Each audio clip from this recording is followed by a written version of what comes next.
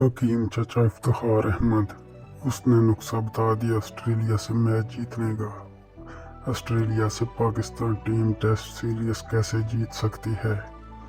उसका कहना था कि पाकिस्तान जब भी बैटिंग करे, जिस दिन भी करे, उसको उसी दिन में 350-400 रन करने होंगे, तब जाकर पाकिस्तान ऑस्ट्रेलिया से टेस्ट मैच जीत सकता है।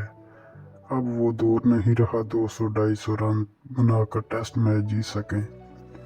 हर टीम जो है वो बहुत ज़्यादा रन कर रही है। पाकिस्तान को भी चाहिए कि पहले रोज़ ही जो है 350-400 रन बनाए।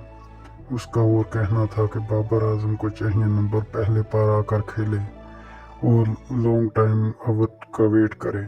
इफ्तिखार अहमद का कहना था कि शान मसूद को जो है वो चौथे या पांचवें नंबर पर आकर बैटिंग करना चाहिए। उसका ये भी कहना था कि शहनशाह अफरीदी ओपनिंग बॉलिंग ना करे तो अच्छा है, उसको भी चौथे नंबर पर आकर बॉलिंग करनी चाहिए।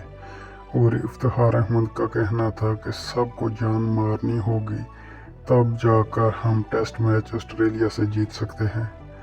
इस तरह की अपडेट के लिए हमारे पेज को लाइक और शेयर ज़रूर करें। शुक्रिया।